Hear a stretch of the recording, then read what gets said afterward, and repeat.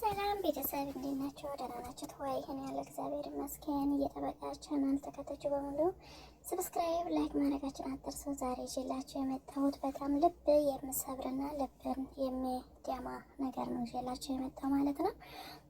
ያለንበት ነገር ሁሉ ነገር እግዚአብሔር ይመስገን ማለት ነውና ሁኔታው እውነት በጣም የሚያሳዝን ነው። በዚህ ወንድማችን ያዘን ነው ልብ የምሰብር ነው። እንግዲህ ይሄ ወንድማችን እንደ እግዚአብሔር ፍቃድ እንግዲህ ለቤተሰቦቹ ደርሼላችኋለሁ በሚለው በጎንደር ላይ ትምህርቱ ዩኒቨርሲቲ ጨርሶ ትምህርቱን ተምሮ በጨረሰበት ሁኔታ ያው ልጅ እንግዲህ ትምህርቱን ተምሮ ሲጨርስ የሁሉም ደስታ ነው። የደስታ ነገር ደግሞ ባለን ነገር ልጃችን ለመደሰት ያለንን ነገሮች ሽጠንን የሆነ ነገር አድርገን እንግዲህ ሁሉን ነገር አድርገን ለልጃችን የማይሆን ነገር የለምና እናትና አባት ልጃችን እንግዲህ ስራ ለመያዝ እንግዲህ የተማሪው በኤሌክትሪክ ነው እንጀራን ነበረ በኤሌክትሪክ እንግዲህ ስራ የሚሰራ ነበረ። እንግዲህ ዘንድሮ ተመርቆ ነበረ። በመረቃቱ ቀናት እውነት በጣም ልብ የሚሰብር የሚያሳዝን ሁኔታ ህይወቱ ማለፉ ግን ከባድ ነው፣ ያማል። በእንደዚህ አይነት ደስታ እና እንግዲህ ደስታና ሀዘን አንድ ላይ ነው የሚሄደው። የደስታ ሀዘን ነው። ደስታም አንድ ጊዜ ነው ሰው ልጅ የምትደሰተው። ሰርግም የሚባለው ሰርግም አንድ ነው፣ ሞት አንድ ነው ይባላል። እንደምታዩ እንደዛ ነውና የወንድማችን በሬ እንግዲህ ይሄን በሬ የገዙት እናት አባት እንግዲህ ለወንድማችን ለደስታ ተምሮ ትምህርቱ ከልጅነቱን ጀምሮ እንግዲህ እናቴን ለትልቅ ነገር ይደርሳለሁ ቀይርላታቸዋል በማለት ትምህርቱን ተምሮ በጨረሰው ቤተሰብም ደግሞ ልጄ በትምህርቱ በጨረሰ እንግዲህ በደህና ነገር ላደርግና ልጄን እውነት ልቤ ሰብራልና ይሄ ወንድማችን እንግዲህ በዚህ በበሬው ተወግቶ ህይወቱ አልፏል ማለት ነው። በሬው በተገዛ እንግዲህ በሬው ለመርቃት ተብሎ በተገዛ ወንድማችን ህይወቱ ሊያልፍ የቻለው በዚህ በበሬ ነው። እንግዲህ ሰይጣን ሆኖበት የመጣ በሬ ነው። እውነት ደህና በሬ አይደለም ይሄ። እውነት እግዚአብሔር ብቻ ከእንደዚህ አይነት ይጠብቃችሁ ነው የምላችሁ ማለት ነው። እና የወንድሜ ነፍሱን እግዚአብሔር ነፍስ በገነት ያኑሮ። እናቱ ቤተሰቦቹ እግዚአብሔር ያጽናናቸው። ሞት እሳት ነው። እውነት ነው የምነግራችሁ። ሞት ከባድ ነው።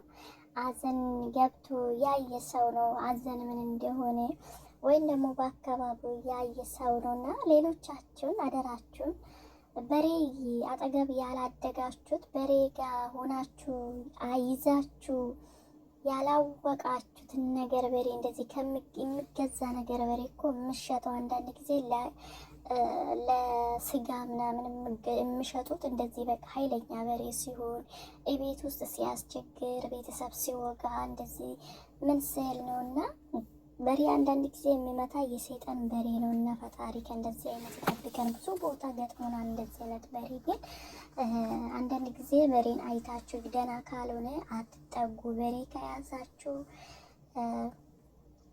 ይህ ምክንያትም ነው እንግዲህ ፈጣሪ ህይወት ክለፍ ባለ ነው። ፈጣሪ እንግዲህ ህይወታችን ሞት አናቅም። ህይወት አንዴ ናት። ህይወት አጋጣሚ ናት። እና ባላችሁበት ቦታ ግን ሌሎቻችሁን ራሳችሁን ጠብቁ።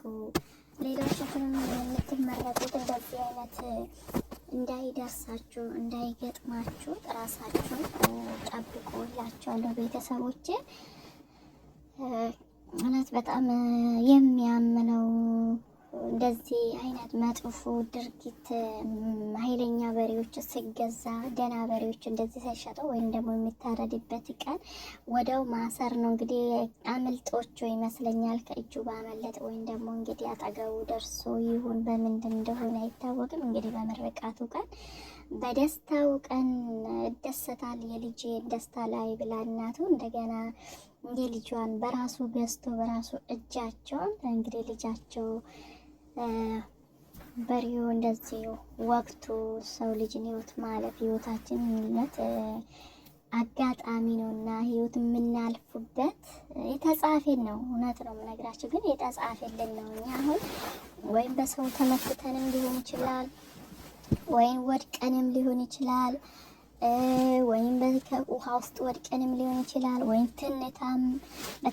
ትንታም ሊሆን ይችላል፣ ወይም ደግሞ ታመንም ሊሆን ይችላል፣ ወይም የሆነ በሰው እጅ በእጅ ሰው በሰው በቃ ምክንያት ተደርጎ በተመታንም ሊሆን ይችላል፣ በተኛንበትም ሊሆን ይችላል። ግን ፈጣሪ ለንስሐ ያብቃን እላችኋለሁ። ንስሐ ግቡ። ሞት እንግዲህ እንደምታዩ ናቸው። አንዳንዶቹ ደግሞ በቁንጫ የሆነ በተነከሰች ነገር በእብጠት ነገር ህይወትም እያለፈ ያለው በአሁኑ ጊዜ ማለት ነው። የሆነ በነከሰችው የሆነች አበተች፣ ከዛ በኋላ የሆነ መላ ነገር ያደርጋል፣ ይመላል። ከዛም በኋላ ህይወታቸው እንዲያልፍ ያደርጋቸዋል። አንዳንዶች ደግሞ መከራ የሌለ መከራ ውስጥ ክትት ያደርጋቸዋል።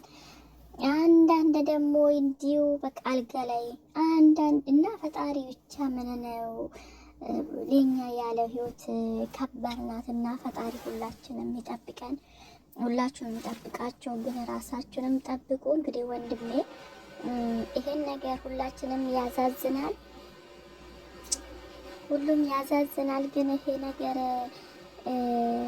የመጀመሪያ ሲሆን ከባድ ነው። የመጀመሪያ እንደዚህ አይነት ድርጊት በኢትዮጵያ ውስጥ እንደዚህ ከተጀመረ እውነት ያማል፣ ያዛዝናል። ፈጣሪ ጽናቱን ይስጠው። እግዚአብሔር ነፍሱን በገነት ያኑርልኝ ነው የምላችሁ። ሌላ ምንም የምለው ነገር የለኝም።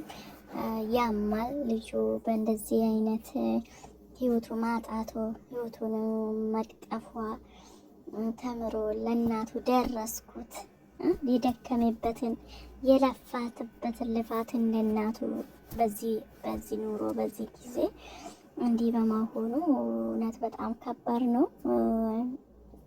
ሁላችሁም ራሳችሁን ጠብቁ፣ ንስሐ ግቡ፣ ሰውን አታስከፉት። ሰውን ያስከፋችሁ ካላችሁ የሰው ልጅን ይቅርታ ጠይቁ።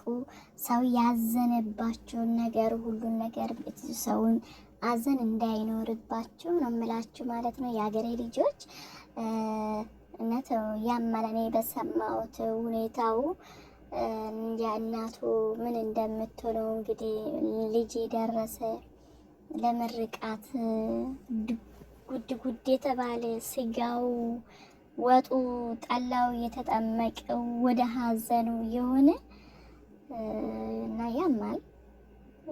ያማል። ህይወት እንግዲህ አላፊ ናት። የምናልፍበት ሲቀንም ነው በሳቅ ነው። አንድ ጊዜ የሆነ ፈገግታ ደስታችን መልሶ ደግሞ ይነጥቀናል።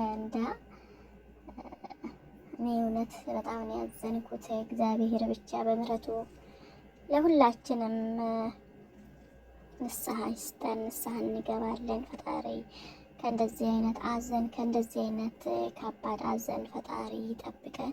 ከነዚህ አደገኛ ድንገት አደገኛ ይጠብቃቸው ነው የምላቸው። በጣም ያማል እውነት። እንግዲህ እናንተ ታውቁታላችሁ። ልጃችሁን እንትና ያላችሁት ነው የምታውቁት ማለት ነው። የሁላችንን ተምሮ ልጅ ልመረቅ ነው ወንድም ልመረቅ ነው ሲባል እንግዲህ ምን እንደሚሆነው ሁላችሁ ታውቁታላችሁ። ልጅ ያስመርቆ ልጁን አስተምሮ ምን ብሎ ትልቅ ነገር ላይ ደርሷል ብለን ስንጠብቅ ሲመጣብን እንግዲህ ምን ያህል እመም እንደሚሆነው ለሁሉም ይሄ ነው አልላችሁም። ታውቁታላችሁ። የልጅ ደስታ ደግሞ እናት አባት ምን ያህል ከምንም በላይ እናት አባት ምን ያህል እንደምደሰቱ ታውቁታላችሁ። ተምሬ ጨርሻለሁ ብሎ ስራ ይይዛለሁ የሚል ልጅ እና ታውቁታላችሁ። ይሄ ነው የምላችሁ። ራሳችሁን ጠብቁ የሀገሬ ልጆች።